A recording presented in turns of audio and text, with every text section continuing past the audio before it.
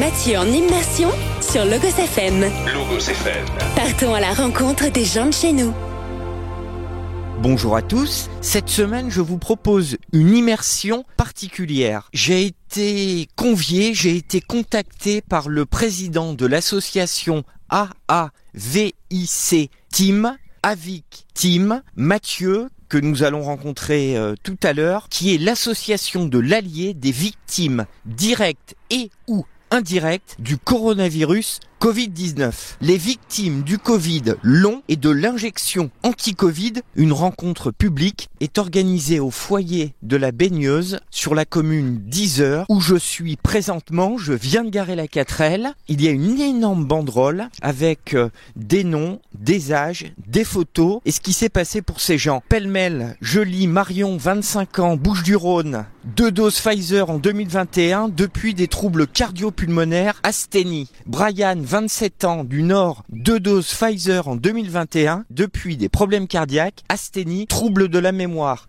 Angélique, 29 ans, Anaïs, 30 ans, Julie, 33 ans, Mélanie, 34 ans, Julia, 37 ans, Emilien, 37 ans, Mathieu, le président de l'association, à qui je vais très vite donner la parole. Mathieu, 38 ans, de l'Allier, 1 dose Moderna en 2021, depuis des troubles neurologiques, troubles de la marche, asthénie. Valérie, 40 ans, Mounira, 40 ans, Iris, 44 ans. Les départements, c'est pêle-mêle, c'est 08, 28, 64, 62, 67.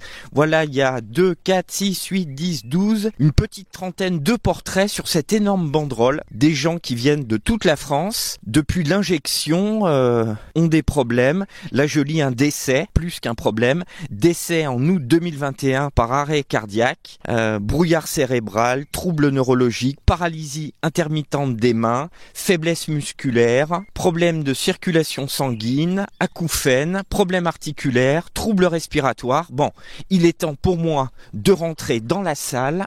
Les oiseaux chantent. Il y a même la voiture de l'association Floquet AVIC Team. Pour les joindre, un numéro de téléphone, je vous le donne tout de suite, 06 76 88 24 03. L'association des victimes du Covid long, du vaccin, des victimes directes et ou indirectes. J'arrive dans la salle, je suis à peu près à l'heure. L'objectif de ce rendez-vous, je lis l'affiche. En petit 1, réunir les gens, informer les gens, échanger. En numéro 2, soutenir et accompagner psychologiquement et juridiquement. Contact @avicteam.com.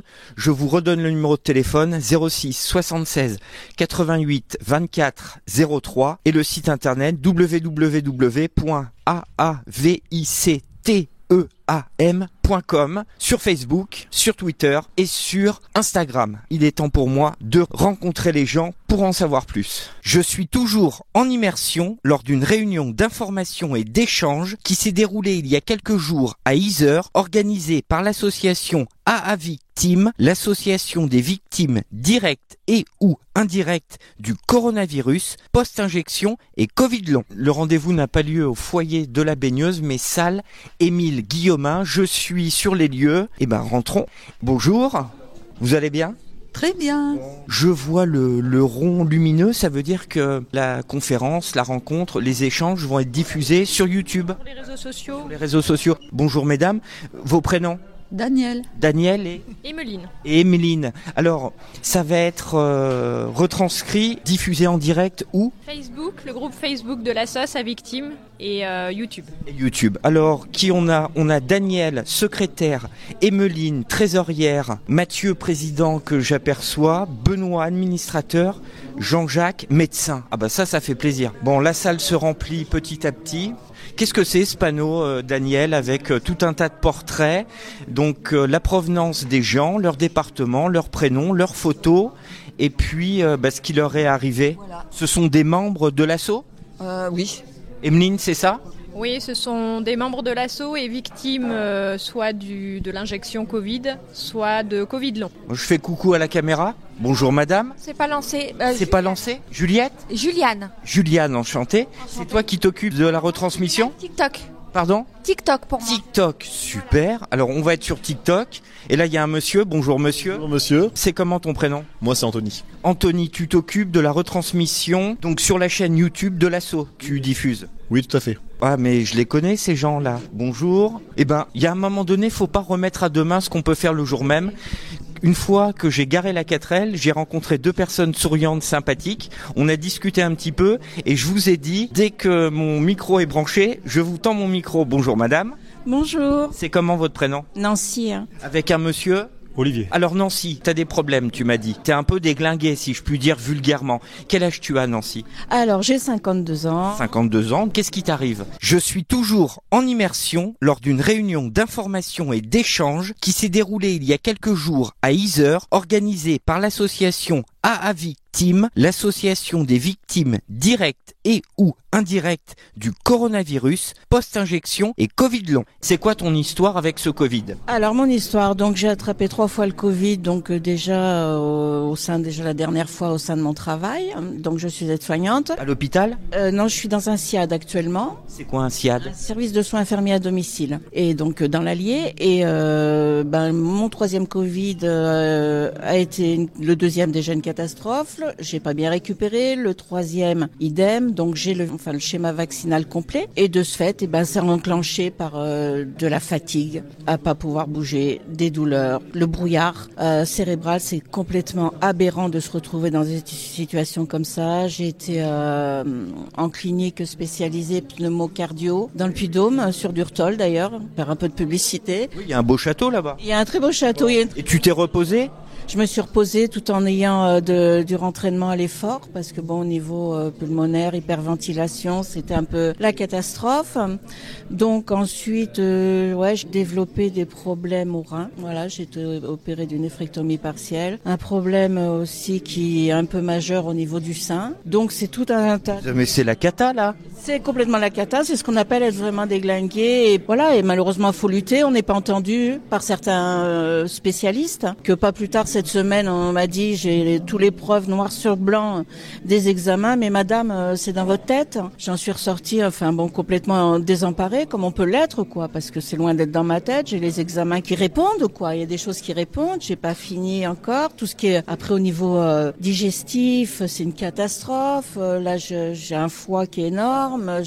Puis c'est Covid et depuis ces vaccinations. Alors, est-ce que c'est aussi la vaccination derrière? Mais au départ, c'est mon Covid long et j'arrive pas à m'en remettre. Je ne m'en remets pas. Amis auditeurs de Logos FM, on se retrouve dans quelques instants pour la suite du reportage. Suite de mon reportage en immersion lors d'une réunion d'information et d'échange qui s'est déroulée il y a quelques jours à Yzeure, organisée par l'association AAVIC Team, l'association des victimes directes et ou indirectes du coronavirus, post-injection et Covid long. Nous sommes le 30 mars. Tu travailles ou tu peux plus bosser? Non, je ne peux plus travailler. Je t'ai vu de loin boiter là. Faudrait que t'aies une canne bientôt. Je l'ai dans la voiture et comme on dit, malgré tout, par des fois, parce qu'on veut se faire un peu fort et puis un peu violence. Un peu de violence et puis même par rapport à sa dignité, des fois on se dit allez, ça va le faire, mais des fois c'est pas toujours évident.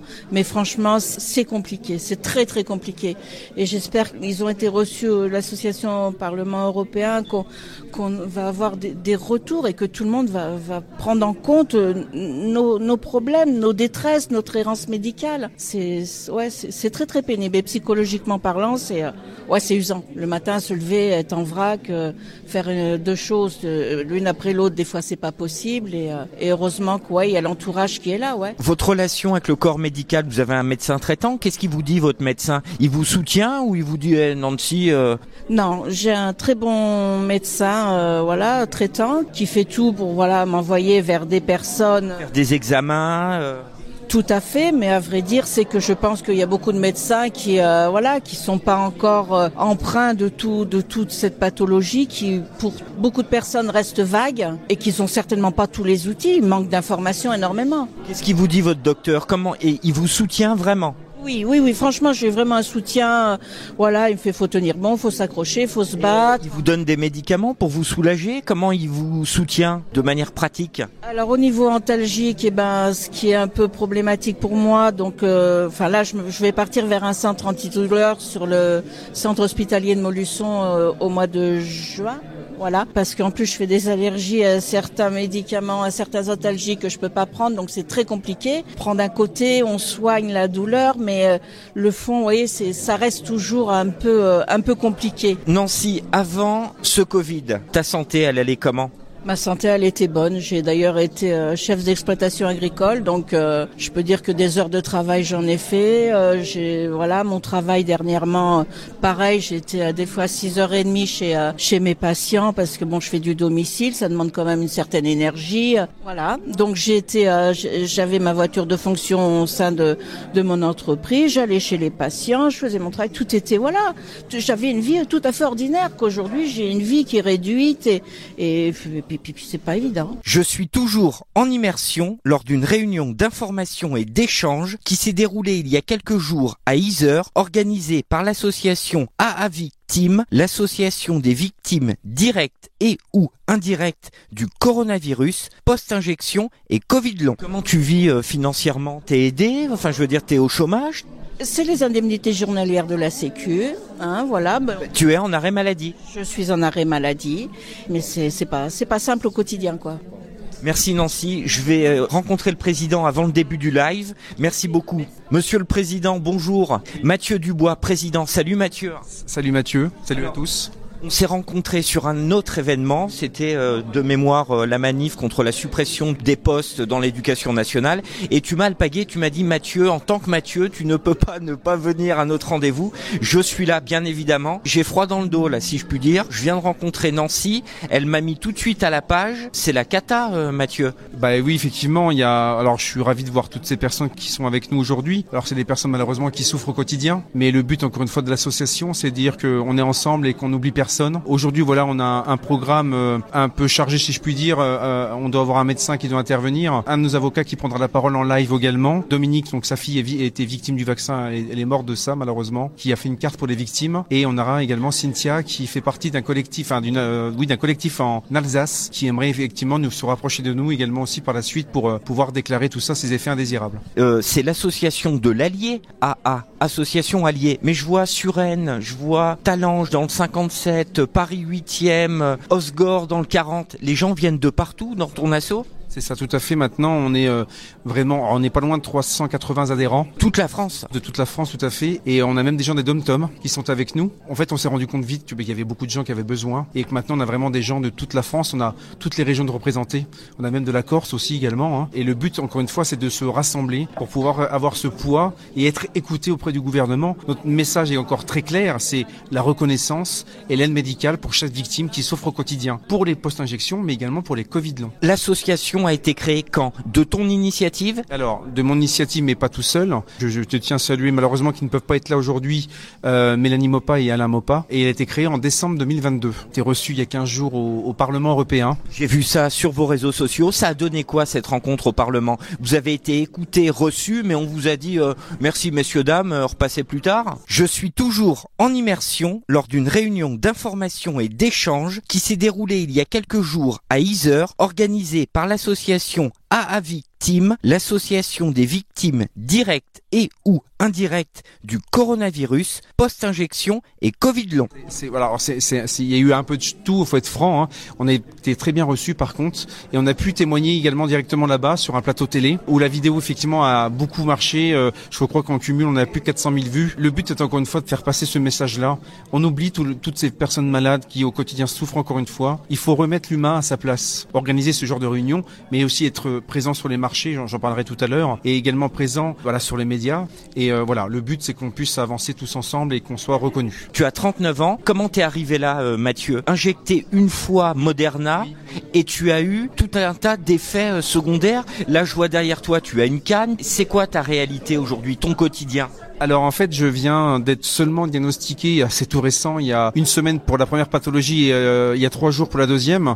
Donc j'ai une neuropathie des petites fibres et j'ai été diagnostiqué encéphalomyélite myalgique sur Paris par un très grand médecin que je remercie évidemment. Et voilà, donc c'est des maladies malheureusement incurables. Mais concrètement, c'est quoi tes soucis? C'est un problème neurologique important, c'est-à-dire que on a des tremblements, des spasmes, des fasciculations, des mouvements qu'on ne contrôle plus, des pertes de mémoire, des sommeils qui sont beaucoup plus légers. Comme dit le médecin, la vie d'avant c'est fini. Il faut apprendre à vivre avec ça. Alors on peut améliorer les choses, mais c'est des problèmes neurologiques en fait. C'est en gros une neuropathie des petites fibres. Les petites fibres, on va prendre l'exemple, c'est comme une gaine électrique. Et neurologie, c'est les nerfs ou les neurones? Les nerfs, un peu tout. Il y a les deux. Il y a les deux, mais surtout la neuropathie des petites fibres, c'est les problèmes au niveau des nerfs effectivement où elles sont détruites ou endommagées à cause de l'injection Moderna. Aujourd'hui, tu continues à travailler? Alors, je continue encore pour l'instant à 50%. On parle d'invalidité clairement aujourd'hui avec les pathologies que j'ai. Je ne sais pas encore franchement comment va se passer mon avenir. Le but, c'est qu'on puisse avancer. Moi, j'ai enfin un diagnostic. Maintenant, il faut qu'on avance. Et je vois qu'effectivement, toutes ces personnes qui sont malades au quotidien, on peut pas les laisser toutes seules et laisser galérer, quoi. Donc, tu es à 50%, c'est-à-dire que les autres 50% du temps, tu es en arrêt maladie? C'est ça, et puis je me consacre à l'association qui prend beaucoup de temps. J'ai beaucoup de gens au téléphone, j'ai beaucoup de gens aussi par internet. Voilà, je remercie également le bureau que j'ai avec moi qui sont merveilleux et toutes les victimes qui ont un courage incroyable. On se battra pour nous toutes et tous pour qu'on ait encore une fois cette reconnaissance. Bon, dans quelques minutes, merci beaucoup Mathieu, dans quelques minutes on va être en live. Ok, allez, bonne préparation, merci. Amis auditeurs, on se retrouve demain à la même heure sur Logos FM pour la suite du reportage. Suite de mon reportage en immersion lors d'une réunion d'information et d'échange qui s'est déroulée il y a quelques jours à Yzeure, organisée par l'association AAVIC Team, l'association des victimes directes et ou indirectes du coronavirus, post-injection et Covid long. Le live va bientôt commencer. Anthony, t'es bientôt prêt à lancer là YouTube? Et le vrai live va commencer vers 14h30, 15h, puisque va intervenir un docteur qui ne souhaite pas être diffusé en ligne. Dès qu'il a fini son intervention, on lance la diffusion. Très bien. Quel âge tu as? J'ai la quarantaine. Pourquoi tu es là, Anthony? Tu es touché, toi, personnellement? Personnellement, non. Je n'ai aucun symptôme. Mais qu'est-ce que tu fais là? Tu devrais faire des courses dans le centre-ville? Je devrais, oui. Mais c'est que je suis le cousin de Mélanie Mopa. Donc, Bonjour à toutes et tous. Ça va commencer. Ah non, peut-être pas.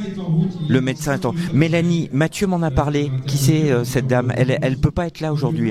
Non, là, elle est malheureusement en déplacement. C'est la vice-présidente de l'association. C'est ma cousine. Et elle est atteinte de la maladie de Charcot. On lui fait un petit coucou et par solidarité, par amour, t'es là pour elle. C'est ça. Et parce que j'ai des compétences techniques. Du coup, depuis le premier jour, je suis là pour faire la diffusion et puis la partie informatique. Merci Anthony, je te laisse bosser. Merci beaucoup. Je vous en prie, merci. Après, donc, on a notre avocat Régis Sonnet qui va intervenir en visio. On a Cynthia, donc, qui fait partie du collectif Antipas 67 qu'on a rencontré à Strasbourg il y a 15 jours. Qui donc va intervenir également, parce qu'ils aimeraient créer une association là-bas et avoir un lien avec nous. Et on terminera par Dominique, qui en fait a créé la carte des victimes, parce que lui-même a perdu sa fille des injections. Voilà, je vous remercie beaucoup. Alors ça y est, amis auditeurs de Logos FM, la réunion, la rencontre est finie. Je vais aller voir Benoît. Bonjour monsieur. Bonjour Benoît. Bonjour. J'ai aimé tes mots au micro. Qu'est-ce qui t'arrive toi Benoît? Viens avec moi Benoît. C'est bien toi? C'est moi. Côte d'Or 21, super beau portrait. Benoît, 2 doses de Moderna en 2021. Donc le vaccin, l'injection du produit, comme tu l'as dit. Et depuis, acouphène gauche permanent, invalidant, hyperacousie. Alors ça correspond à quoi? Je vois que tu es appareillé. J'écoute en permanence des bruits blancs pour essayer de masquer les acouphènes qui me pourrissent la vie depuis 3 ans maintenant, bientôt. Donc les acouphènes c'est quelque chose qui arrive à beaucoup de monde, hein. Il n'y a pas que les gens qui ont eu le Covid ou des injections, mais tout le monde n'a pas forcément des acouphènes au même niveau. Il y a des gens pour qui c'est juste un petit chant d'oiseau discret qu'ils entendent quelques fois par jour. Moi c'était vraiment très très violent pendant des mois. Bon là j'arrive à gérer maintenant parce que je fais de l'auto-hypnose, j'écoute des bruits blancs en permanence. Là, ton appareillage, ce sont des bruits blancs? C'est-à-dire, c'est quoi des bruits blancs? Ça diffuse des espèces de bruits de cigales qui vont couvrir le sifflement des acouphènes que j'entends sinon jour et nuit. Je suis toujours en immersion lors d'une réunion d'information et d'échange qui s'est déroulée il y a quelques jours à Yzeure, organisée par l'association AAVIC Team, l'association des victimes directes et ou indirectes du coronavirus, post-injection et Covid long. Comme je disais, j'ai eu des périodes très très compliquées. J'ai arrêté de travailler pendant 6 mois tellement c'était invalidant. Là, ça va mieux, mais bon, j'ai pas pu reprendre à 100%. J'ai été arrêté donc longtemps. J'ai repris progressivement le travail et donc maintenant je travaille à 80%. J'ai donc ce système. J'ai des bouchons que je mets régulièrement dans les oreilles parce que je fais de l'hyperacousie, donc une espèce d'hypersensibilité au bruit que j'ai développé. C'est le lot de beaucoup de personnes qui ont eu le Covid et qui ont également, c'est un effet indésirable désormais reconnu, des injections anti-Covid. Il y a 2 ans et demi, il y a 2 ans, on nous disait que c'était impossible. Après, on nous dit, ah ouais, il y a peut-être quelque chose. Et maintenant, ça y est, il y a des études qui prouvent qu'il y a bien un lien entre le vaccin et les acouphènes.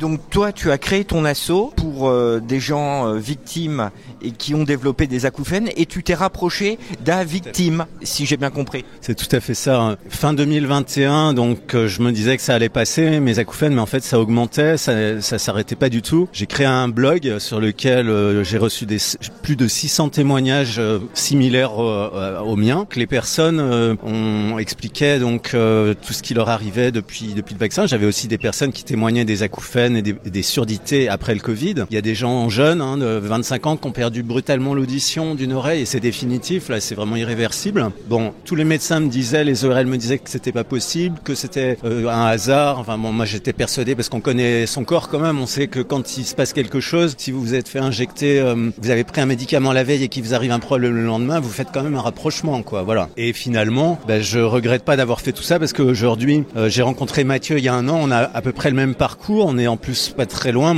on est voisins, moi je suis en Côte d'Or, la région d'à côté. Mathieu avait été interviewé sur France 3 Bourgogne de son côté par rapport à ses problèmes neurologiques et moi par rapport à mes problèmes auditifs et puis on s'est rapprochés, on s'est rencontrés, on s'est rendu compte qu'on voyait vraiment les choses de la même façon et que c'était cohérent de fusionner nos groupes, mais avant tout l'idée c'est de se structurer, d'être plus puissant et d'avancer pour faire des choses concrètes et arriver à des résultats quoi. Je suis toujours en immersion lors d'une réunion d'information et d'échange qui s'est déroulée il y a quelques jours à Yzeure, organisée par l'association AAVIC Team, l'association des victimes directes et ou indirectes du coronavirus, post-injection et Covid long. Quels résultats vous escomptez? Qu'est-ce que vous espérez? Bien sûr de la reconnaissance. Comme tu viens de le dire, donc la reconnaissance en premier lieu, parce que c'est au départ ce qui nous manque le plus, d'avoir été traités de complotistes et de je sais pas trop quoi encore, alors qu'on est juste des personnes normales, entre guillemets, qui se sont fait vacciner et qui subissons ces problèmes alors qu'on n'avait rien demandé du tout. Ensuite, les soins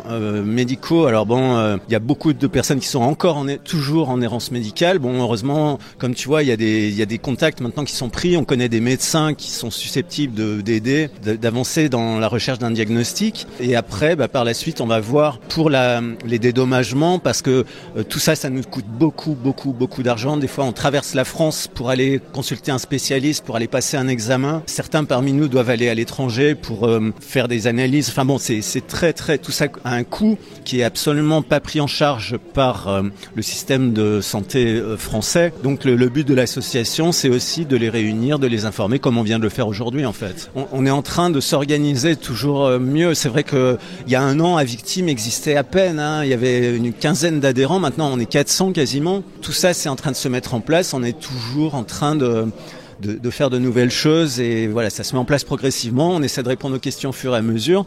Il y a des juristes qui nous aident, qui nous rejoignent. Il y a des médecins. Là, il y a un ORL qui va nous rejoindre aussi, enfin qui nous a déjà rejoint parce qu'on a des groupes de parole. Alors les personnes peuvent poser des questions. L'ORL ou le médecin spécialiste va répondre. Bon, bien sûr, on fait pas des consultations sur WhatsApp, c'est pas du tout notre but. Mais l'idée, c'est vraiment que les personnes aient une écoute déjà, ce qui leur a cruellement fait défaut depuis 3 ans en fait, pour beaucoup.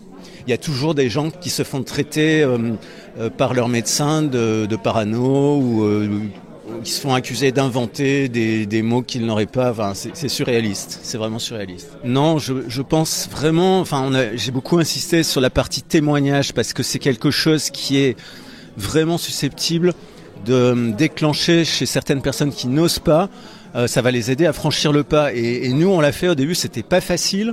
On était quelques-uns, on s'est fait traiter tous les noms sur les réseaux sociaux parce qu'on nous a accusés, là encore, de mentir, d'être anti-vax. Aujourd'hui, ce qui se passe nous donne raison. C'est-à-dire qu'il y a de plus en plus de personnes qui témoignent, qui expriment ce qui s'est passé. C'est comme ça qu'on va avancer, c'est en étant plus nombreux à témoigner, en adhérant pour grossir les chiffres de l'association. Il faut contacter Solidéclat, l'association de soignants bénévoles qui va prendre en charge la déclaration de pharmacovigilance. Solidéclat, donc c'est un groupe de soignants bénévoles qui se charge de faire la déclaration d'effets indésirables auprès des autorités à la place des personnes. Parce que c'est fastidieux, il y a des gens qui sont pas à l'aise avec l'outil informatique. Donc Solidéclat, ils ont un rôle très important. C'est parfaitement légal, c'est très bien fait, très bien organisé. Et ça va surtout faire en sorte que la pharmacovigilance adresse un retour et un compte-rendu. Amis auditeurs de Logos FM, on se retrouve dans quelques instants pour la suite du reportage. Suite de mon reportage en immersion lors d'une réunion d'information et d'échange qui s'est déroulée il y a quelques jours à Yzeure, organisée par l'association AAVIC Team, l'association des victimes directes et ou indirectes du coronavirus, post-injection et Covid long. J'ai saisi l'importance du témoignage. Pourquoi aujourd'hui les médecins, entre guillemets, qui ont des choses à dire, se taisent? Alors je ne peux évidemment pas répondre à leur place. Non, mais de ton point de vue, ça me met hors de moi. Aujourd'hui, il y a plein de gens, alors que ce soit Covid ou pas, quel que soit le sujet, ils ont des éléments, ils ont des choses, ils ne témoignent pas par peur de je sais pas quoi. Et ça me rend fou. Pourquoi? La perception que j'ai, pour en avoir discuté avec quelques médecins, effectivement, c'est que derrière tout ça, il y a quand même l'ordre. Alors, il y a le Conseil de l'ordre, mais... Alors, non, je t'ai coupé, pardon. Non, mais voilà, disons qu'il y a une forme de flicage quand même, de menace. C'est vraiment compliqué. Je pense que ce qui est important, c'est que chacun reste dans son rôle. Nous, on est une association de victimes. Je peux pas m'exprimer à la place d'un médecin. Je connais pas tout ce qu'il y a derrière. Mais j'en parlerai à Mathieu. Mais est-ce que tu comprends mon étonnement? Bien sûr. Voilà. Bien sûr. Enfin, les raisons de ça, cette espèce d'autocensure, alors que nous, justement, on voudrait tellement qu'il y ait plus de médecins qui osent parler, hein, et c'est difficile. C'est que ça semble très compliqué, mais il y a des raisons qui nous échappent. Allez, on est bon. Merci Benoît. Alors, amis auditeurs de Logos FM, j'ai deux dames en face de moi, Géraldine et Magali. Est-ce que j'ai bon? Oui. Géraldine, Covid long, et toi, Magali, suite à l'injection, problème auditif. Géraldine, tu veux ou tu es en train d'écrire une chanson, ou ta chanson elle est écrite? Elle est déjà écrite et elle a plus qu'à être travaillée. Je suis pas musicienne pour le coup, donc je l'ai mise dans les mains d'un compositeur qui a été touché par mon message, par la chanson et par le combat que j'ai envie de mener. Géraldine, Covid long, en quelques mots, c'est quoi ta vie? Explique-moi un petit peu. J'aurais presque envie de dire une vie de senior. En fait. Quel âge tu as? J'ai 49 ans. Par ce virus, j'ai pris 20, 30 ans, je sais pas. J'ai du mal, j'ai pas envie de comptabiliser. Mais aujourd'hui, ma vie, elle est réduite à un canapé, du repos, à devoir tout calculer, tout contrôler. Les dépenses, qu'elles soient... Alors, physiques, non, il y en a pas. Mais même dans le quotidien, le ménage, en fait, on peut l'associer à des dépenses physiques. Il faut tout calculer. Quand est-ce qu'on va pouvoir se reposer? Par exemple, ma pièce de 50 mètres carrés, je la fais en 2 fois. Il faut se reposer entre deux. Les dépenses intellectuelles, cognitives, qui sont très énergivores aussi. La nourriture. Je suis toujours en immersion lors d'une réunion d'information et d'échange qui s'est déroulée il y a quelques jours à Yzeure, organisée par l'association AAVIC Team, l'association des victimes directes et ou indirectes du coronavirus, post-injection et Covid long. Alors j'ai envie de dire, quand on est en bonne santé, on mange de tout. On se rend pas compte qu'il y a des aliments qui sont inflammatoires et qui font du mal. Et quand on est malade, on se fait accompagner parce que on essaye des médecines différentes, puisque la médecine traditionnelle ne nous écoute pas, ne peut pas nous prendre en charge, ne veut pas nous prendre en charge. C'était compliqué, donc on s'oriente vers des médecines alternatives. On rencontre des naturopathes, des diététiciens, des tas de gens, et on revoit tout et on reprend tout, et ça passe par l'alimentation. Donc c'est un contrôle de chaque instant. Depuis 4 ans, qu'est-ce que je mange, qu'est-ce que je mange pas, qu'est-ce que je bois, qu'est-ce que je m'autorise pas, qu'est-ce que je m'autorise. Quand je fais quelque chose, mais oui, mais j'y vais, mais où est-ce que je vais dormir? Là, j'ai pris ma voiture, j'ai fait 50 km, je suis arrivée, j'ai fermé les yeux pour pouvoir être présente pendant la réunion. Voilà, le quotidien, c'est ça. L'accompagnement, tu disais, niveau médical, pas terrible. Moi, je n'arrive pas à trouver un médecin qui réponde à mes questions. Comment tu as été accompagné, toi, par les médecins traditionnels ? Ça a été l'horreur, franchement. Non, mais je comprends pas. On t'a pas pris au sérieux ? On vous a dit, Géraldine, vous fabulez ? Et on n'a pas pu me prendre au sérieux parce que j'ai fait une sérologie pour confirmer que j'avais été en contact avec le virus. Sérologie, rappelle-nous, c'est un examen ? C'est une prise de sang. J'ai compris quand j'ai été infectée, donc c'était le Covid de mars 2020. C'était quelque chose de pas normal. J'ai compris que mon cerveau avait été touché, qu'il se passait quelque chose, que je ne guérissais pas. Mon compagnon également, lui qui a été touché au niveau des poumons. J'ai dit écoute, on ne guérit pas. C'est pas une grippe, c'est un truc beaucoup plus puissant. C'est violent. Et il faut qu'on fasse une sérologie pour prouver, si on guérit pas dans l'avenir, il faut qu'on puisse prouver qu'on a été en contact, qu'on a été malade, qu'on a eu le Covid. C'est ce que j'ai fait. Je crois que c'est la meilleure chose que j'ai pu faire. J'ai eu un flair ce jour-là énorme. Donc les anticorps ont été démontrés pendant la prise de sang, mais ça n'a pas suffi. Ça a aidé un petit peu participer pour que je puisse participer à des études, par exemple. Mais au niveau de l'écoute de la prise en charge, ça n'a pas été le cas. Ton docteur, il t'a dit quoi concrètement ? Comment il t'accompagne ou comment il t'a accompagné ? Rien, ils disent rien, ils n'accompagnent pas. Alors parce que j'ai vu beaucoup de médecins, j'ai changé beaucoup de médecins. Oui, c'est ce que tu disais. Oui, parce que à chaque fois je devenais folle et le premier, il voulait me mettre sous antidépresseur, alors que je lui disais et il voulait me faire des sudoku par exemple. Je lui disais mais je peux plus travailler, je peux plus compter, je suis pas en dépression, je ne suis pas en dépression. Si demain je peux aller danser toute la nuit, faire la fête, je le ferai, je ne peux plus. Je suis toujours en immersion lors d'une réunion d'information et d'échange qui s'est déroulée il y a quelques jours à Yzeure, organisée par l'association AAVIC Team, l'association des victimes directes et ou indirectes du coronavirus, post-injection et Covid long. Et donc quand j'ai vu qu'il m'écoutait pas et j'ai changé de médecin, après j'en ai vu une autre qui m'a dit madame, c'est comme si vous aviez eu un AVC, c'est bon, ça suffit, il faut vivre comme ça. J'ai encore changé. Je suis allée consulter une autre médecin qui j'avais eu écho qu'elle était un peu plus ouverte sur les Covid longs. Quand j'ai commencé à poser des questions, elle s'est mise en colère. Elle m'a dit écoutez madame, moi j'ai un gamin qui est en études, j'ai un crédit, je ne peux pas vous répondre et je ne peux pas vous aider, ça suffit ou je vous fous dehors. Comment tu vis ? C'est-à-dire là tu es en arrêt maladie, tu as des indemnités, tu es reconnu comme malade ?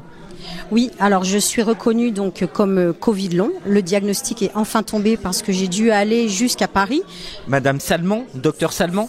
Salmon Serron Dominique, qui est sur l'Institut Fournier dans le 14e. Donc elle t'a fait une attestation, un avis médical Elle m'a fait un diagnostic noir sur blanc en fait, qui décrivait, on a repris les symptômes, qui était évocateur du Covid long et elle m'a prescrit des examens complémentaires. Donc j'ai pu avoir cette prise en charge, comme j'ai expliqué par la suite. Mais aujourd'hui, j'ai repris le travail. C'est passé par une démission il y a 3 ans puisque je pouvais donc plus compter. Je suis gestionnaire de paye. Donc j'arrivais plus à faire une simple addition, j'arrivais plus à lire mes mails, je n'arrivais plus à conduire, je n'arrivais plus à cuisiner, c'était l'horreur. J'avais vraiment touché le fond. C'est ma kiné qui a mis les pieds dans le plat, qui m'a dit j'appelle le médecin, on va dans le mur, c'est pas possible. J'ai été en arrêt 10 mois et j'ai ensuite dû démissionner parce que mon employeur n'a pas voulu me passer à temps partiel. Donc j'ai rebondi sur une formation un peu plus administrative, ressources humaines et donc c'était facile, j'avais un statut on va dire d'apprenti, j'avais moins de responsabilités donc j'ai pu mener la formation sans trop de difficultés. Là tu travailles à nouveau. J'ai repris une activité et j'ai tenu 3 mois à temps complet et j'ai eu la chance d'avoir une DRH extraordinaire qui m'a embauché connaissant ma pathologie, mes souffrances et mon état et 2 a accepté de mettre en place donc un aménagement de temps partiel. Aujourd'hui cet aménagement, normalement le temps partiel ça dure 1 an. Le temps partiel thérapeutique et quand on est en ALD, il peut être jusqu'à 3 ans, voire 4. Affection longue durée. Donc l'affection longue durée a été reconnue, ce qui permet que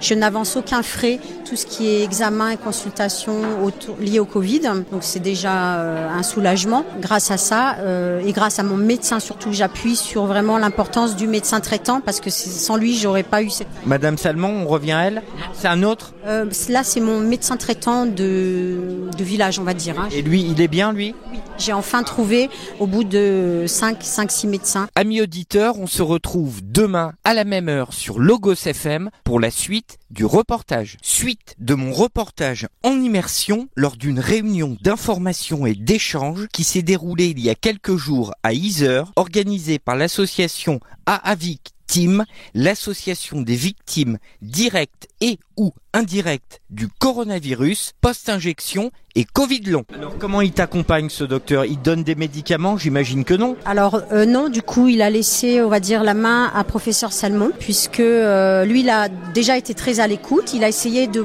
pousser des diagnostics. Voilà, il a voulu écarter des pathologies comme Lyme, Epstein-Barr, etc. Et après ils sont vite limités et dépassés. Et puis il savait que j'avais rendez-vous avec professeur Salmon. Quand je suis revenue de la consultation avec professeur Salmon, j'avais et le diagnostic et une prise en charge médicamenteuse pour soulager les effets de la neuropathie. Donc mon médecin n'intervient plus forcément dans le traitement, puisque maintenant il y a un vrai traitement en cours, et avec le médecin de la douleur autour de ça, parce qu'il faut savoir qu'à Vichy, à la clinique La Pergola, j'ai pu être reçue. Une fois que le médecin de la douleur a aussi posé son diagnostic, il y a tout un circuit qui se met en route. J'ai été reçue par l'assistante sociale, l'infirmière, il y a des diététiciennes, la psychologue.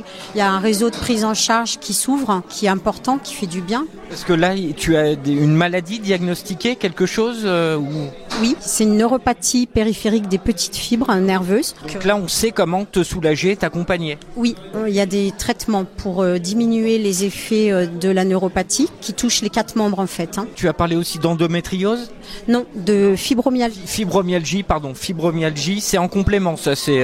C'est la cerise sur le gâteau, voilà. Donc tout ça a été diagnostiqué comme des infections post-virales, qui découlent bien du Covid.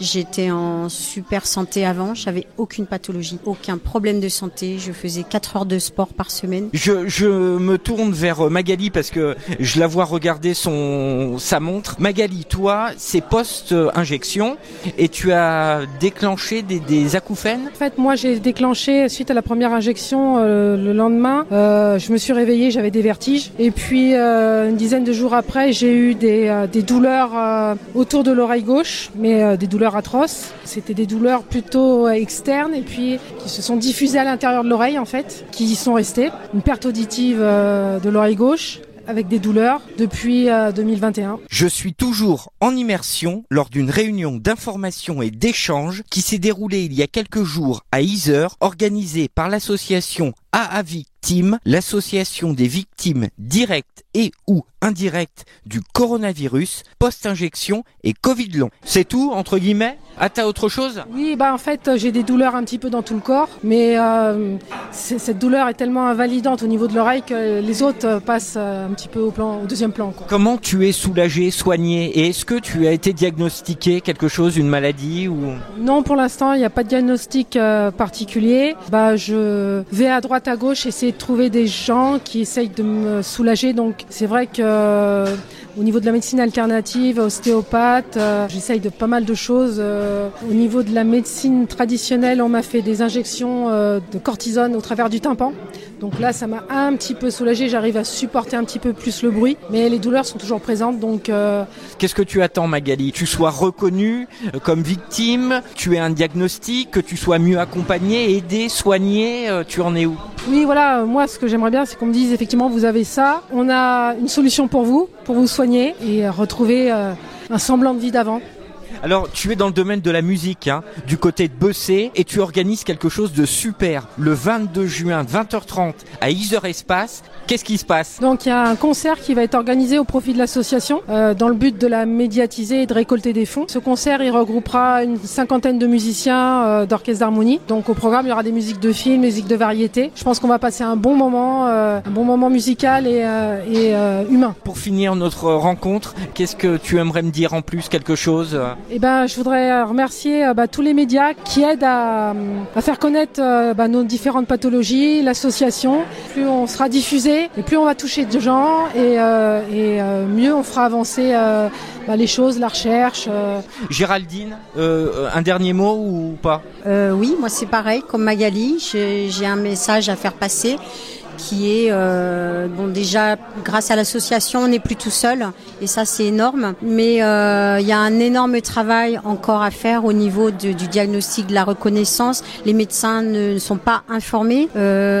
Aujourd'hui, c'est moi qui apprends aux médecins qu'est-ce que le Covid long, qu'est-ce qu'on a fait à Paris, où en est la recherche, quels sont les projets de la recherche future. Je comprends pas que les médecins ne soient pas informés et n'utilisent pas les moyens mis à disposition, comme les fiches de diagnostic, les échelles, etc. et soient encore très fermés sur le sujet. C'est dit. C'est dit. On est bon, mesdames? Bon, on peut pas être exhaustif, mais on a dit 2-3 trucs quand même. Merci, avec plaisir. Merci. Merci beaucoup. Je suis toujours en immersion lors d'une réunion d'information et d'échange qui s'est déroulée il y a quelques jours à Yzeure, organisée par l'association AAVIC Team, l'association des victimes directes et ou indirectes du coronavirus, post-injection et Covid long. Je ne pouvais pas partir sans tendre mon micro à ce monsieur, Michel. Bonsoir Michel. Bonsoir Mathieu, bonsoir aux auditeurs de ta radio. Écoute, je voulais te tendre mon micro parce que tu as dit des choses super avec un enthousiasme magnifique. Parle-nous de toi, tu es réalisateur du côté du Puy-de-Dôme. Donc au départ, moi je suis français, j'ai fait l'école de cinéma en Belgique, j'avais 19 ans. Je suis resté en Belgique, je suis cinéaste belge, on va dire, même si je suis français.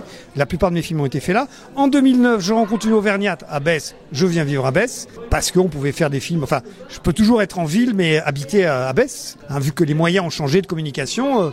Voilà, donc je me suis établi à Besse et j'ai un très gros film en cours de 4h30 qui est presque terminé, qui a demandé des années de travail avec une production française, une production belge. Et en 2020, quand j'ai compris que, à mon sens, quelque chose de gravissime est en train de se passer avec cette crise du Covid, qui n'est pas un produit sanitaire mais qui est politique, j'ai décidé d'arrêter mon métier, de le suspendre pour lutter ce que je pensais être pour un an. Je pensais que c'était parti pour un an et qu'après on allait vite gagner et faire arriver la vérité. En gros, à mon sens, il se passe des choses graves. C'est pas tant le Covid est un instrument pour enlever la démocratie et la liberté au peuple avec un S.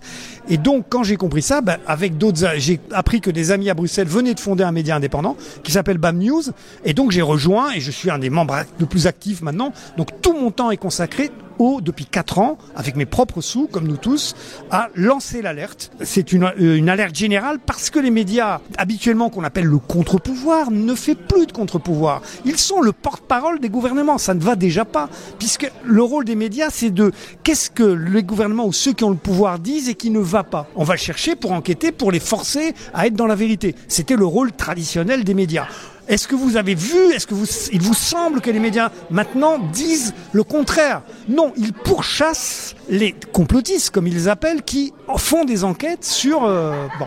Alors il faut savoir qu'on travaille avec les plus grands scientifiques, ceux qui n'ont pas accès aux médias. Donc ce sont quelques corrompus qui ont accès aux médias, les Karine Lacombe, j'ai aucune gêne à le dire, hein. Elle peut me faire des procès ou de quoi, allons-y, hein. Si jamais ça entend, nous on est prêts parce qu'on sort les éléments et ça va barder, hein. Tous les gens que vous avez vus vous ont menti, vous ont raconté n'importe quoi et sont des agents de quelque chose de grave. Donc nous on travaille avec des scientifiques, on travaille avec des anciens très grands journalistes. Une amie proche, c'est Corinne Lalo. Corinne Lalo, c'est elle qui a sorti pour tes auditeurs plus âgés le scandale du sang contaminé, le nuage de Tchernobyl, enfin tout ça. C'était une journaliste 30 ans de TF1, à l'époque où dans les médias mainstream, il y avait des vrais journalistes. Donc nous sommes entourés, parrainés en quelque sorte par des vrais journalistes, par des gens qui ne disent pas mais qui travaillent dans très très haute administration, qui savent que la démocratie est menacée, donc qui nous informent, des gens très hauts dans la police, dans des endroits. Pourquoi ? Parce que quelque chose de gravissime est en train de se passer et donc là-dessus on met toute notre énergie. Amis auditeurs de Logos FM, on se retrouve dans quelques instants pour la suite du reportage. Suite de mon reportage en immersion lors d'une réunion d'information et d'échange qui s'est déroulée il y a quelques jours à Yzeure, organisée par l'association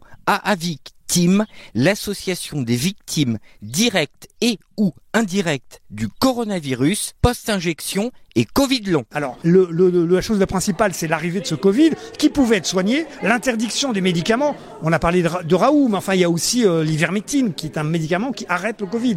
Pourquoi ils l'ont défavorisé? Pourquoi? Parce que si vous n'avez pas ça, ils ne pouvaient pas faire le vaccin. J'ai une petite connaissance à lire des études scientifiques qui ne sont jamais que des statistiques, hein. Il ne faut pas connaître de la pharmacologie pharmacie, il faut connaître la lecture de tableaux statistiques. Et j'ai vu, comme d'autres, dès fin 2020, que les tableaux de Pfizer étaient bidons, quoi, bidons. Et j'ai vu surtout que les scientifiques qui étaient responsables, que je connais, ne voulaient pas les regarder. Ils appelaient à la population et dès que tu leur mettais sous les yeux le problème, ils reconnaissaient, ils perdaient leurs moyens parce qu'ils n'avaient pas lu tout simplement. Parce qu'il y a un côté mouton même chez les gens qui s'adressaient à la population.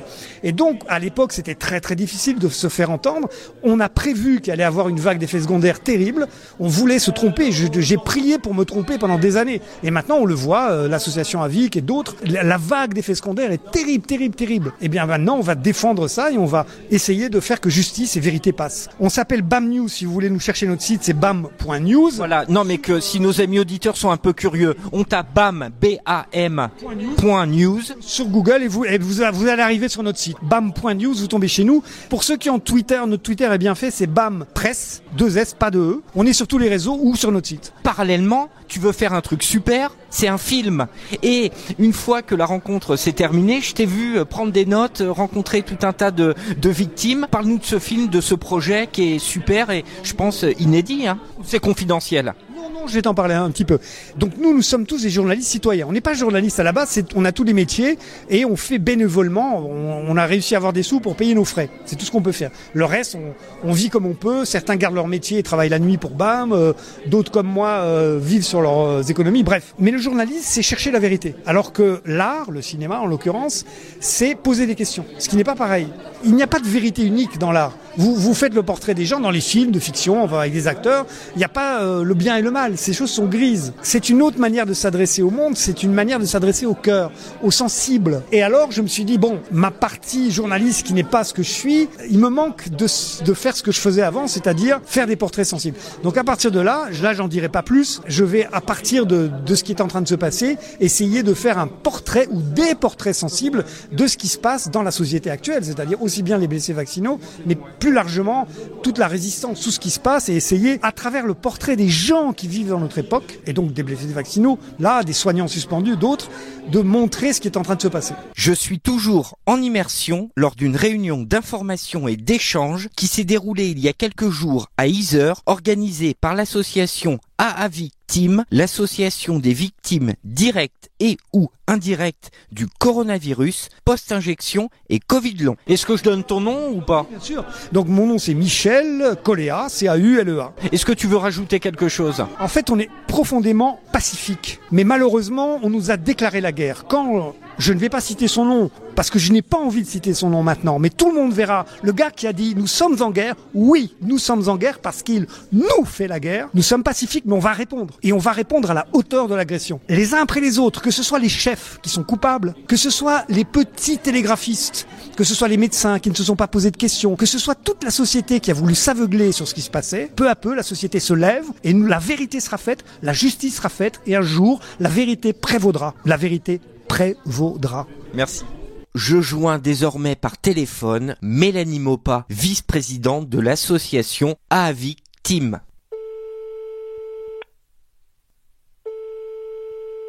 Oui, allô? Allô Mélanie? Oui, bonjour. Bonjour Mélanie, je suis très content de parler avec toi. Merci d'avoir accepté ce rendez-vous téléphonique. Où tu en es Mélanie aujourd'hui? Aujourd'hui, on va dire que c'est assez compliqué. Je passe énormément de temps chez moi parce que j'évite de trop sortir pour m'aventurer, on va dire, en pleine aventure au milieu de la ville, du monde, parce qu'il faut que j'ai quelqu'un avec moi pour me donner le bras, on va dire, pour éviter que je tombe. Donc je marche sur des petites distances parce qu'après, je fatigue énormément et je ne tiens pas sur mes jambes. Et sinon, si je veux aller faire des courses, je prends mon fauteuil roulant. J'ai toujours quelqu'un avec moi parce que je ne peux pas avancer toute seule avec le fauteuil puisque j'ai moins de force dans les bras. Donc c'est un quotidien compliqué. Là, j'attends que les travaux se terminent chez mes parents et je vais retourner vivre vivre chez eux parce que j'ai besoin d'eux au quotidien. Ma mère me fait à manger tous les jours. Elle m'aide à prendre la douche, à me laver les cheveux. Mon papa, lui, il passe beaucoup de temps avec moi quand je mange pour éviter les fausses routes. Donc voilà, ils essayent de me garder le plus longtemps possible en vie, si je puis dire, de façon à ce que je continue à profiter de la vie, quoi. Ils prennent soin de moi au quotidien parce que toute seule, je n'y arriverai pas. Je suis toujours en immersion lors d'une réunion d'information et d'échange qui s'est déroulée il y a quelques jours à Yzeure, organisée par l'association AAVIC Team, l'association des victimes directes et ou indirectes du coronavirus, post-injection et Covid long. Alors, j'ai fait ma première injection début juin 2021. Ils nous disaient de faire un rappel 3 semaines après. Donc, j'ai fait la deuxième injection Pfizer fin juin 2021. 2 jours après l'injection, j'ai commencé à avoir des fasciculations au niveau de la piqûre. Donc, des fasciculations, c'est comme si on avait un nerf sous l'œil qui n'arrêtait pas de bouger. Eh bien, moi, c'était au niveau de l'injection. Au fil des semaines, ces fasciculations descendaient dans mon bras gauche, donc toujours côté injection. Je suis allée voir mon médecin traitant plusieurs fois pour lui en parler. Elle me disait que ce n'était rien, que ils ont dû me piquer dans un nerf. Donc étant médecin, je lui ai fait confiance. Ces fasciculations ont continué par la suite à descendre dans ma main. Ensuite, dans le dos côté gauche, donc toujours côté injection. Puis dans la jambe gauche. Donc je retournais voir mon médecin. Je lui ai demandé de passer des examens. Donc j'ai fait scanner, IRM, des prises de sang pour essayer de comprendre. Et en fait, à chaque fois, tout allait bien. Jusqu'au jour où, au travail, j'ai failli tomber parce que ma jambe gauche m'a lâché. Donc c'est là que j'ai un peu levé le pied au travail et j'ai demandé encore à mon médecin d'aller voir un neurologue. Donc j'ai vu un premier neurologue en août 2022, il me semble. Il m'a fait passer un EMG.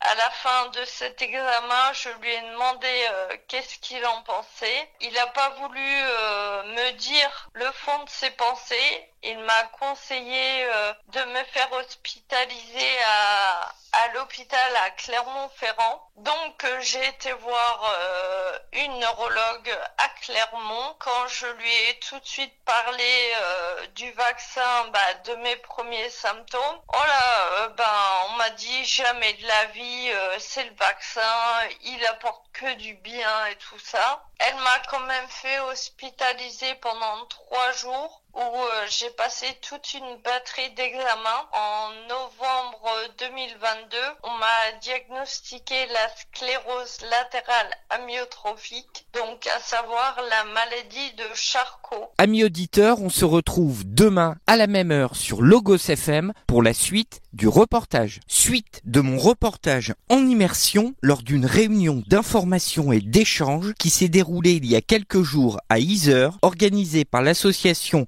AAVIC Team, l'association des victimes directes et ou indirectes du coronavirus, post-injection et Covid long. La sclérose latérale amyotrophique, à savoir la maladie de Charcot. Donc en fait, cette maladie tue les neurones moteurs, donc ce qui fait que je perds tout en muscle, donc en force. Donc c'est pour ça qu'aujourd'hui ma vie est très compliquée. Tous mes membres sont touchés, donc mes bras, mes mains, mes jambes, même mes pieds. Et là, depuis quelques mois maintenant, c'est la parole, donc ma langue qui a du mal à fonctionner correctement. Donc là, je suis quand même étonnée. J'ai l'impression de bien parler, contrairement à d'autres fois où si je parle de trop, je peine à articuler, ou si il y a beaucoup de bruit autour de moi, donc il faut que je parle fort. C'est compliqué aussi. Donc là,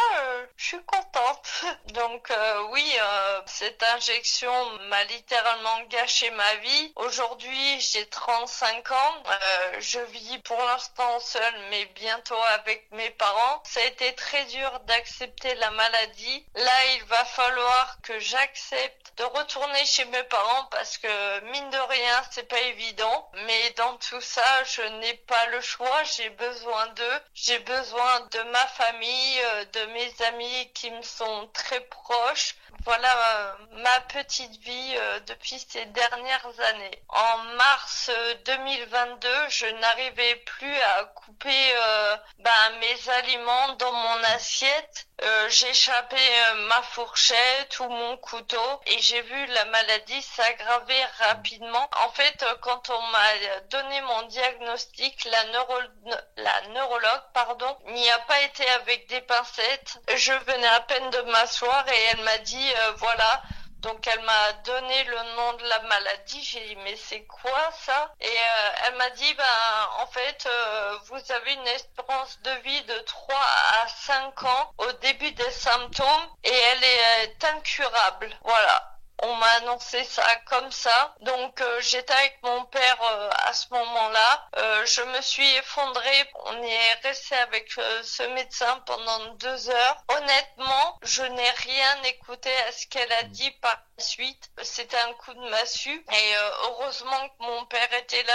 Il a réussi, lui, à écouter, à essayer de comprendre certaines choses. Mais lui aussi, il a été abattu par l'annonce. Je suis toujours en immersion lors d'une réunion d'information et d'échange qui s'est déroulée il y a quelques jours à Yzeure, organisée par l'association AAVIC Team, l'association des victimes directes et ou indirectes du coronavirus, post-injection et Covid long. Depuis juin 2021, j'ai énormément perdu. Quand j'essaye de marcher chez moi, j'ai l'impression d'être comme un zombie ou une personne alcoolisée. J'ai les bras le long du corps pour essayer de me stabiliser. Je marche très doucement. Oui, ça a été très très vite.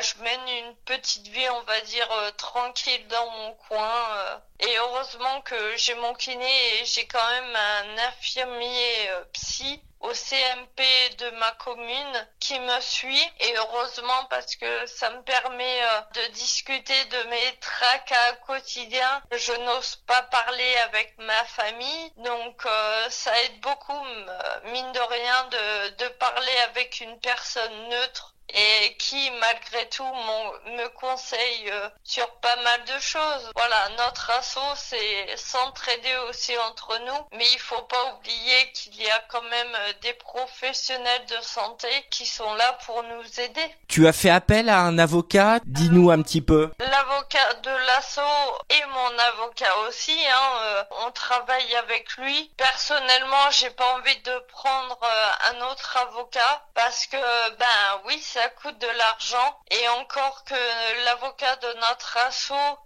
les avocats même, on en a 2, sont extraordinaires. Pour eux, l'argent ne compte pas parce qu'ils veulent vraiment nous aider dans notre combat. On est dans les démarches d'un dépôt de plainte pour mon cas. Qu'est-ce qu'on peut aborder ensemble en plus? Il y a beaucoup de personnes vaccinées qui ont des problèmes de santé et elles pensent qu'elles sont seules, alors que non, pas du tout. Et faut pas qu'elles n'hésitent à regarder sur Internet. Il y a des assos, des collectifs de créer. On est beaucoup présents sur les réseaux. Vous n'êtes pas seuls surtout. Je suis toujours en immersion lors d'une réunion d'information et d'échange qui s'est déroulée il y a quelques jours à Yzeure, organisée par l'association AAVIC Team, l'association des victimes directes et ou indirectes du coronavirus, post-injection et Covid long. Et depuis cette réunion, Mélanie, l'association initialement bourbonnaise est maintenant nationale. Ça a été voté. Hein. Oui.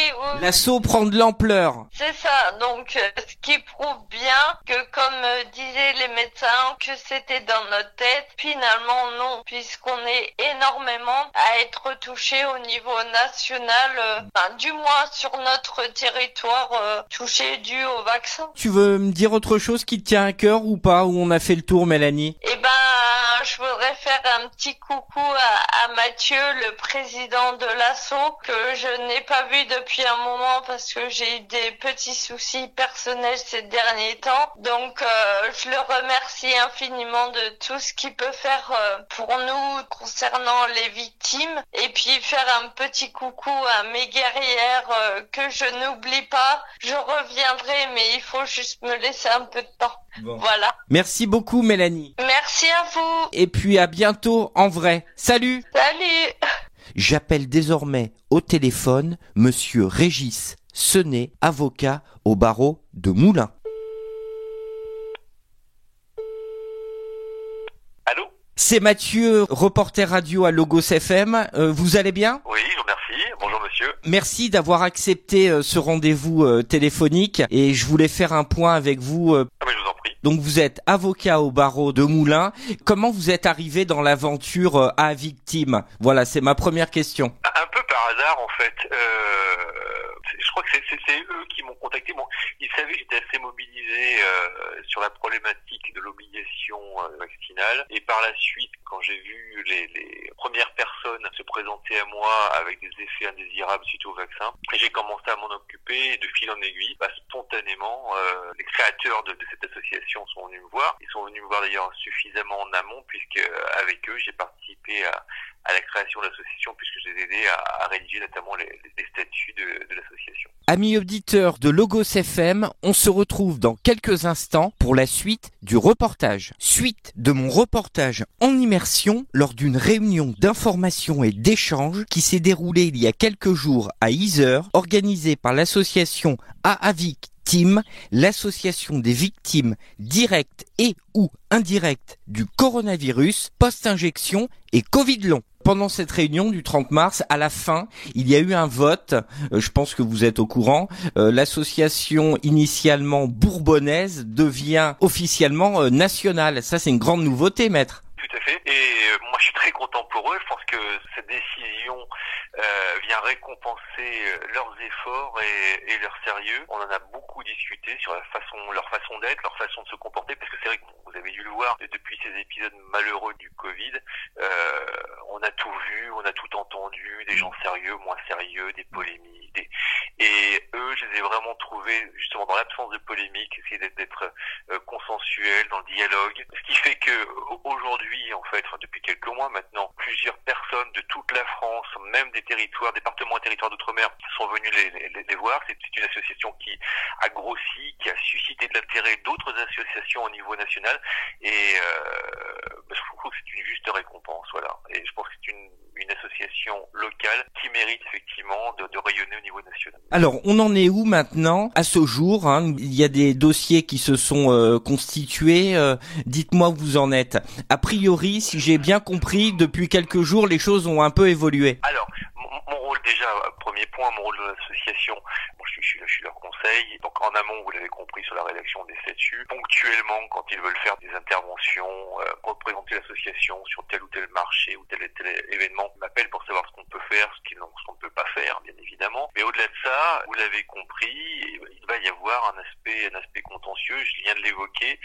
On est dans une problématique de gens qui sont malades, très malades, suite au vaccin, à plusieurs injections, et il s'agit aujourd'hui de leur trouver des solutions. Alors il y a eu plusieurs choses, hein. Il y a eu des solutions vis-à-vis de la CPM, éventuellement vis-à-vis de leurs employeurs, des contentieux qui ont pu être initiés, contentieux ou discussions selon. Mais aujourd'hui, l'un de nos combats, vous l'avez compris, c'est de les faire reconnaître, ces personnes, comme étant des victimes du vaccin, et faire reconnaître qu'il y a eu des erreurs. Aujourd'hui, l'association, vous pouvez le savoir, il y a pas loin de 400 adhérents. Leur point commun, c'est que tous sont soit victimes de Covid long, sans guérison, soit c'est la majorité des victimes du vaccin. Donc oui, on va déposer des plaintes pour essayer de faire reconnaître leur pathologie, de faire reconnaître le lien de causalité entre le vaccin et leur pathologie, et c'est quelque chose que l'on va initier là maintenant dans les jours qui viennent. Je suis toujours en immersion lors d'une réunion d'information et d'échange qui s'est déroulée il y a quelques jours à Yzeure, organisée par l'association AAVIC Team, l'association des victimes directes et ou indirectes du coronavirus, post-injection et Covid long. C'est quelque chose qu'on avait annoncé, pour être tout à fait clair, dès le mois de juin, il y a un an en fait. On avait avancé parce qu'il y avait pas mal de démarches administratives des uns et des autres devant, on entend parler, pharmacovigilance ou l'ONIAM. On a attendu que tout ça se passe un petit peu. Je pense qu'on arrive en bout de course. Tout le monde a eu plus ou moins des réponses qui sont d'ailleurs très souvent non satisfaisantes. D'ailleurs, c'est tout chaud puisque je vais le faire aujourd'hui, mais je n'ai pas eu le temps. Demain, je vois le président de l'association et on va travailler ensemble sur les premiers dossiers, finaliser le dépôt de plainte. Une fois qu'on sera d'accord, puisque bien évidemment, vous l'imaginez, les pathologies sont pas toutes les mêmes, les conséquences sont pas toutes les mêmes. On va donc individualiser les dépôts de plainte et ensuite les envoyer à qui de droit. Concrètement, vous portez plainte contre qui ?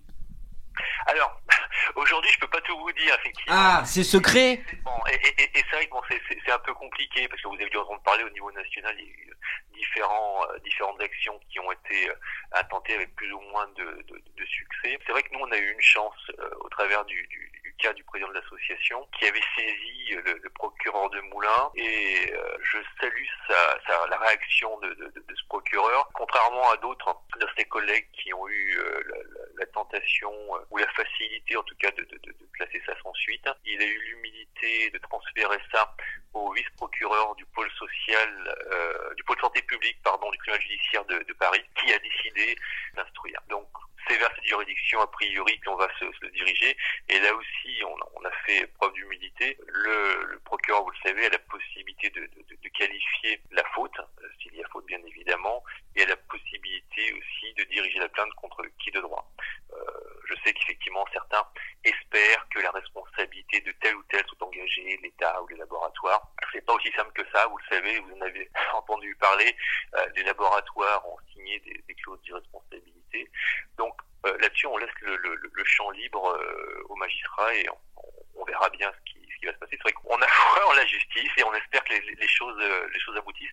D'autant plus que, je sais pas si vous le savez, si vous en avez discuté avec les uns ou les autres, en tout cas les membres d'association, mais certains ont des pathologies très très très lourdes. C'est incroyable. Je suis toujours en immersion lors d'une réunion d'information et d'échange qui s'est déroulée il y a quelques jours à Yzeure, organisée par l'association AAVIC Team, l'association des victimes directes et ou indirectes du coronavirus, post-injection et Covid long. On a beaucoup de sclérose en plaques, de Guillain-Barré, de Charcot, à des stades très avancés, avec des vies qui sont bousillées, voilà, des vies personnelles, des vies familiales. Il faut qu'on s'occupe de ces gens, je l'ai évoqué en préambule, des gens qui en plus sont dans une situation d'errance médicale, souvent qui ont des problèmes de ressources.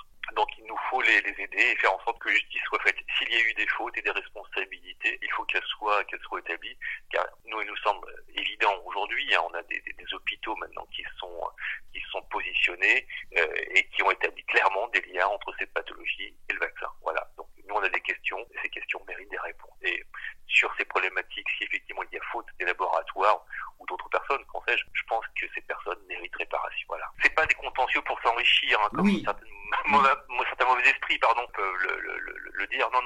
Quand on est une jeune maman qui était seule avec des enfants, qui était contrainte pour des raisons professionnelles de se vacciner, qui s'est fait vacciner et aujourd'hui qu'elle ne peut plus travailler, qu'elle est privée de ressources, c'est très compliqué. Et au-delà de ça, probablement le cas le pire, mais une jeune maman qui à l'heure qu'elle allait accoucher, s'est fait vacciner, a déclenché un Charcot et à ce jour, elle est en réanimation avec un enfant qui a 2 ans maintenant. C'est plusieurs vies qui sont ruinées. C'est la sienne et celle de son enfant qui, a priori, va continuer à grandir sans sa maman. Et alors, vous pouvez pas me dire vraiment contre qui vous allez porter plainte? Ça, on ne sait pas encore. Je veux dire, à ce stade, nous, on porte plainte contre X. Voilà. D'accord. Voilà, comme ça, c'est clair. On porte plainte contre X. Oui, de toute façon, on monte nos dossiers dossier et dans le montage d'un dossier, il y a tout un faisceau d'indices qui peuvent orienter le magistrat sur la recherche de la responsabilité de tel ou tel. Voilà. Donc, Amis auditeurs, on se retrouve demain à la même heure sur Logos FM pour la suite du reportage. Suite de mon reportage en immersion lors d'une réunion d'information et d'échange qui s'est déroulée il y a quelques jours à Yzeure, organisée par l'association AAVIC Team, l'association des victimes directes et ou indirectes du coronavirus, post-injection et Covid long. Aujourd'hui en France, il y a des avocats qui ont porté ce type d'affaires et il y a eu des réussites, enfin il y a eu des reconnaissances à ce jour. Pour l'instant, je vais vous dire non. Pour l'instant, zéro. À zéro. Il y a eu beaucoup de dépôts de plaintes, notamment l'an dernier. Classé sans suite. On n'a pas trop de retours. Je sais, moi, qu'il y a eu des dépôts de plaintes aussi contre les laboratoires, en tout cas pour faire sauter les clauses d'irresponsabilité. Les confrères se sont fait débouter, donc c'est assez compliqué. Les gens en parlent de plus en plus. Les gens n'osaient pas dire ce qu'ils avaient, ou même les médecins, les professionnels de santé n'osaient pas ou ne voulaient pas émettre d'avis sur l'origine des pathologies. Et là, depuis quelques mois, ça se détend de plus en plus. Je veux dire, on a des liens de causalité qui sont établis entre le vaccin et les pathologies dont souffrent ces personnes. Et de fil en aiguille, les gens se sont retrouvés via les réseaux sociaux, notamment par le biais des victimes qui étaient très présentes sur les réseaux sociaux, très actives. Les gens parlent de plus en plus. Je pense qu'on va avoir encore un grand nombre de personnes qui vont se dévoiler ou venir nous voir dans les semaines ou les mois qui viennent. Vous parliez, maître, des professionnels de santé. J'ai essayé d'interviewer des médecins généralistes. Je me suis pris des portes closes où les médecins ne veulent pas répondre. Qu'est-ce qu'ils risquent? Enfin, ils ont peur de quoi? Est-ce qu'un médecin qui voudrait parler pourrait pas se faire défendre par un avocat? Alors, mes questions sont maladroites, mais maître, je ne comprends pas que les médecins se mouillent pas un peu plus, donnent leur point de vue, leur avis, émettent des retours d'expérience. Voilà, moi j'ai pas réussi à interviewer un médecin. Mais c'est très compliqué. Moi aussi, j'en ai rencontré beaucoup. Il y en a beaucoup qui effectivement au premier abord ne vous diront rien, ou refuseront de vous parler. Mais une fois qu'on est, je veux dire, en off, viennent s'exprimer. Et effectivement, rappelez-vous le contexte du Covid et de la vaccination, comment c'est passé. Moi, je suis intimement convaincu que les gens, quand ils se sont fait vacciner, n'ont pas été totalement libres et pas totalement été éclairés. Voilà. Et je pense que pour les médecins, c'est pareil. Vous le savez, il y a eu des pressions, faut le dire, de la part du ministère, des pressions ordinales. Et voilà, ceux qui refusaient de ne pas faire comme on leur demandait de faire, ils étaient mis à l'index et éventuellement pouvaient avoir des sanctions. Donc c'était très compliqué pour eux. Beaucoup nous disent aujourd'hui qu'ils nous soutiennent. Très sincèrement, il y en a beaucoup qui regrettent. En tout cas, ils sont moins catégoriques qu'il y a 2 ans en arrière. Je suis toujours en immersion lors d'une réunion d'information et d'échange qui s'est déroulée il y a quelques jours à Yzeure, organisée par l'association AAVIC Team, l'association des victimes directes et ou indirectes du coronavirus, post-injection et Covid long. Tout le dossier est compliqué. Bah oui, c'est compliqué. Tout le dossier est compliqué, vous le savez. Il y a des gens qui voulaient pas se faire vacciner, qui ont été suspendus. Il y en a qui voulaient pas se faire vacciner, mais devant la contrainte sociale et financière, ont été contraints, obligés de se faire vacciner, n'ont pas eu d'autre choix. Ils l'ont regretté. Ils le regrettent d'autant plus quand ce geste a eu des effets néfastes sur leur santé. Et même aujourd'hui, le fait de dire que le vaccin est la cause de pathologies très graves, ça aussi, rien que ça, c'est très compliqué. Peut-être les gens de l'association vous l'ont dit, il y a des amalgames qui sont faits. Quand les gens de l'association vont sur des marchés avec leurs affiches et parler, faire la promotion de leur association, on dit oui, ça y est, vous êtes des complotistes, vous êtes anti-vax. Non, ce qu'ils oublient, c'est que c'est pas des anti-vax, puisque tous ceux qui sont là sont tous vaccinés. On ne peut pas les critiquer d'être des anti-vax comme on l'entend. La réalité aujourd'hui, c'est de dire il s'agit d'admettre que le vaccin a eu des effets secondaires néfastes sur la vie de certains, et à une échelle très importante. Je vous prie de croire, quand on voit le nombre, je l'ai évoqué rapidement, le nombre important de gens qui ont déclenché des roues en plaques, des Charcot ou des Guillain-Barré, c'est incroyable, on n'a jamais vu ça. Alors, maître, les procédures vont être lancées là dans quelques jours. D'ici fin avril, ça va être lancé. Je crois qu'il faut pas rêver.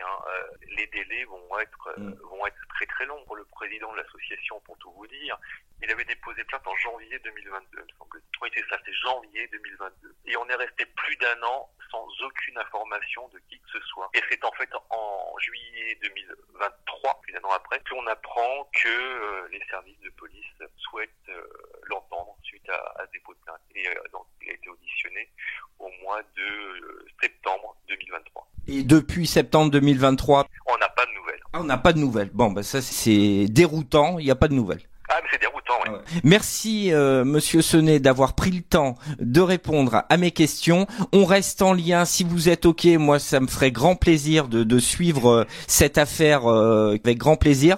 Je vous remercie. Je vous souhaite une bonne suite de journée et au plaisir de vous revoir, maître, de vous rencontrer physiquement. À très bientôt, j'espère. Au revoir, maître. Au revoir. Je suis toujours en immersion lors d'une réunion d'information et d'échange qui s'est déroulée il y a quelques jours à Yzeure, organisée par l'association AAVIC Team, l'association des victimes directes et ou indirectes du coronavirus, post-injection et Covid long. Ça sent la fin de la rencontre, les tables bougent dans tous les coins, on retrouve Mathieu, le président de l'asso AAVIC Team. Qu'est-ce qui t'a marqué là dans l'après-midi? Comment tu ressors de cette rencontre? Non, déjà fatigué, mais oui, j'imagine. Moi, quand je fais ces genres de réunions, enfin à chaque fois quand on fait notre réunion depuis un an maintenant, c'est notre, si je dis pas de bêtises, notre 6e. Toujours émotionnellement très très marqué parce que, comme je l'ai dit tout à l'heure, on rencontre des gens merveilleux, de différents horizons, différents âges. Et le but, c'est que quand les gens me disent voilà Mathieu, au moins on se sent moins seul et on se sent soutenu et du moins vis-à-vis de nous reconnu. Bah déjà moi je trouve qu'on a gagné un premier point. Après le combat est encore long, mais je sors toujours avec beaucoup d'émotions parce que déjà l'humain est très important pour moi et surtout dans le monde qu'on vit aujourd'hui avec ce monde où on oublie beaucoup trop ce côté-là et beaucoup plus ce côté pécunier. Voilà, on a un partage avec toutes les victimes, la souffrance qu'ils peuvent avoir chaque jour. Covid long ou post-injection, je reprécise encore très bien. On sait pourquoi on l'a fait en fait aujourd'hui. Moi je sais pourquoi, avec Mélanie Maupas et son papa Alain Maupas, on a créé cette association il y a un peu plus d'un an maintenant pour avoir ce genre de rencontre-là avec les personnes qui ont besoin d'être entendues et d'être reconnues surtout. Amis auditeurs de Logos FM, on se retrouve dans quelques instants pour la suite du reportage. Suite de mon reportage en immersion lors d'une réunion d'information et d'échange qui s'est déroulée il y a quelques jours à Yzeure, organisée par l'association AAVIC Team, l'association des victimes directes et ou indirectes du coronavirus, post-injection et Covid long. Ça avance, hein. Vous êtes allé au Parlement, vous êtes allé vous faire entendre au Parlement européen, vous avez rencontré des politiques avec des hautes responsabilités, le député de l'Allier qui vous a promis une audition à l'Assemblée nationale. Tout ça, pourquoi? Pour être reconnu. Alors c'est la reconnaissance, l'aide médicale et effectivement après derrière, ça va... L'autre va pas l'un sans l'autre, c'est qu'à de le dire, c'est le côté financier. Mais pour moi aujourd'hui le plus important c'est le côté médical évidemment, psychologique et l'aide médicale qui doit être effectivement mise en place et adaptée à chaque victime parce que il y a beaucoup de pathologies différentes. C'est quoi l'aide médicale qui serait optimale? L'aide optimale, ça serait que vraiment enfin l'État dise voilà, oui, il y a des personnes malades post-injection et que toutes les personnes qui soient accompagnées en fait pour savoir quel médecin aller voir à quel endroit, que ce soit pris en charge. Il faut pas oublier qu'il y a des gens qui, moi j'ai vu pour mon cas, mais j'étais à Paris, tout est à notre poche. Il y a des gens qui vont à Montpellier, des gens qui ont été à Bordeaux, des gens qui ont été même dans le Nord, sur l'île, et tout ça n'est pas pris en compte. Et puis avoir le bon diagnostic avec le bon accompagnement. Malheureusement, alors moi j'ai beaucoup de respect pour le monde médical parce qu'il sauve beaucoup de vies, mais là c'est vrai que ces derniers mois et dernières années, on n'a pas été assez entendu pour nous dire voilà qu'est-ce qu'on peut faire aujourd'hui quand on n'a pas de diagnostic. Comme je dis moi, un bon médecin pour moi c'est un médecin qui sait dire aussi à un moment donné je ne sais pas ce que vous avez, je vais vous envoyer vers un confrère que peut-être lui pourra vous aider. Et ça n'a pas été le cas. Moi je vois une neurologue que j'ai vue, bon je la citerai pas, qui m'a dit ben oui il y a quelque chose mais je ne sais pas, merci au revoir. Mais qu'est-ce que je fais? Alors là mes compétences sont arrêtées là. Mais je dis mais non en fait, on a tous besoin. C'est même de la maltraitance. Pour moi oui, il y a eu beaucoup de maltraitance médicale. Alors encore une fois, je crache pas sur le monde médical parce qu'on a besoin d'eux, ils font un métier extraordinaire et c'est pas facile, mais par contre, il faut que enfin, l'État dise voilà, on met les choses en place pour avoir un accompagnement médical, psychologique pour beaucoup, et pour le reste, les choses viendront. Alors, je parle surtout du côté financier, parce qu'il y a beaucoup de gens qui sont dans la panade aujourd'hui financièrement. Moi, le premier aujourd'hui, j'ai perdu pas mal d'argent en 2 ans et demi. Pour moi, c'est pas le plus important, mais ça fait partie aussi des choses, parce que les factures, elles se mettent pas en pause quand on est malade, hein, et elles sont toujours là à tomber. Je suis toujours en immersion lors d'une réunion d'information et d'échange qui s'est déroulée il y a quelques jours à Yzeure, organisée par l'association AA Victimes, l'association des victimes directes et ou indirectes du coronavirus, post-injection et Covid long. Et encore une fois, je tiens à le préciser, c'est que l'association à victimes, on veut pas être connu, on veut être reconnu. Et c'est pas du tout la même chose. Et c'est ça le problème aussi, c'est que l'État, à un moment donné, reconnaisse les choses et qu'à un moment donné, les médecins puissent parler librement de ce qui se passe avec ces injections-là. Et c'est Covid long. Encore une fois, nous ne sommes ni anti-vax, ni anti-tout. On est juste là pour dire que il y a eu des gens qui sont tombés malades à cause du Covid et également des post-injections. Et c'est la vérité. Il y a des gens qui en meurent même. Un retour d'expérience. J'aurais aimé avoir son retour d'expérience parce qu'il a dit des choses super sur des astuces. Et bon, il a pas voulu. Alors, mais c'est un peu le serpent qui se mord la queue. Je sais pas quelle autre expression employer. C'est-à-dire que à un moment donné, on veut que les choses sortent, on veut que ça change, mais en même temps, je veux pas témoigner. Alors, on est le cul entre 5 chaises là. Oui, donc, mais c'est ça qu'on trouve dommageable. Moi, j'ai beaucoup de médecins entre nous qui nous contactent en privé, nous disent mais oui Mathieu, bien sûr, tout ce qui se passe là, vous avez raison. Mais mais pourquoi vous ne le notifiez pas? Parce que au-dessus de nous, on a l'épée de Damoclès. L'ordre, mais bien sûr, il faut dire les choses comme elles sont. Disons-le. Voilà, l'ordre des médecins, effectivement, sanctionner, menace et sanctionne. Moi, j'ai un exemple à donner. Au début du Covid, des vaccins Covid, quand les gens sont tombés malades, il y a 2 médecins dans le Nord qui ont été suspendus parce qu'ils avaient notifié que c'était un problème post-vaccinal. C'est pas normal. Alors nous, encore une fois, en plus, on aurait un discours comme certains aiment dire complotiste. Alors en plus moi complotiste ça veut dire quoi? Parce que aujourd'hui on émet un doute sur le fait qu'on soit tombé malade après une injection, on est complotiste. Mais moi je suis pas du tout complotiste. Moi je crois à la science encore. Oui, je le dis parce qu'il y a des gens qui disent oui vous êtes bête de croire. Mais si, les vaccins ont sauvé des vies. Évidemment. Pour moi c'est ce qui s'est passé avec le Covid, ce n'est pas des vaccins, c'est des injections expérimentales. Comme l'a très bien dit les personnes qui étaient présentes cet après-midi. C'est des produits. Ce n'est pas des vaccins. C'est pour ça qu'on remet en doute ces injections-là de produits et non pas les vaccins en général. Voilà, c'est ça notre cause. Je suis toujours en immersion lors d'une réunion d'information et d'échange qui s'est déroulée il y a quelques jours à Yzeure, organisée par l'association AA Victimes, l'association des victimes directes et ou indirectes du coronavirus, post-injection et Covid long. Un dernier mot ou pas, Mathieu? Ah oui, quand même. Ou deux. Hein. Ouais, ou plus. Moi, je dis toujours, alors encore une fois, la reconnaissance, l'aide médicale, et comme je dis encore une fois, on n'est pas là pour être connu, mais être reconnu. Et il y a tellement de gens qui souffrent au quotidien. Entendez-les, s'il vous plaît. Moi, je parle directement au gouvernement. Entendez-nous, s'il vous plaît, vraiment. On demande juste ça. On reste des êtres humains. On est en 2024. On ne peut pas laisser des gens souffrir comme ça et mourir sans rien faire. Et une dernière chose que j'aime toujours dire, ne nous lâcherons rien. C'est notre devise et on ira jusqu'au bout. L'asso a évolué même, Mathieu, parce que avant vous étiez AVIC Team 03 et là maintenant ça a été voté avec les adhérents. C'est maintenant l'asso, elle est nationale. Donc l'asso prend une autre ampleur. C'est AVIC Team tout court. C'est ça. Donc bravo. Non, merci beaucoup. Effectivement, c'est ça. Alors en fait, au départ, on garde nos racines de l'Allier et de l'Auvergne, qui est importante. On a dit qu'aujourd'hui, on a vu des réflexions sur le fait que on voyait Allier au 03 et que beaucoup de gens pensaient que c'était spécifiquement à ce département-là, et non pas du tout. On est bien là pour avoir toutes les victimes de toute la France et même des dom-toms. Donc à tous ceux qui veulent nous rejoindre, évidemment, n'hésitez pas. Et on salue les Alsaciens. Bon. Bon je vous laisse. Merci Mathieu. Merci beaucoup, merci à tous. On vous embrasse. Voilà, c'est la fin de mon reportage en immersion lors d'une réunion d'information et d'échange qui s'est déroulée il y a quelques jours à Yzeure, organisée par l'association AA Victimes Team, l'association des victimes directes et ou indirectes du coronavirus, post-injection et Covid long. Je remercie l'ensemble de mes interlocutrices et interlocuteurs pour la confiance qu'ils m'ont témoignée en répondant à mon micro. En espérant, amis auditeurs, que vous avez apprécié ce reportage autant que j'en ai eu à le réaliser, je vous souhaite à tous un bon week-end. À bientôt. Salut, à bientôt. Salut, à bientôt. Salut, à bientôt. Salut. C'était Mathieu en immersion sur Logos FM. Logos FM. Partons à la rencontre des gens de chez nous.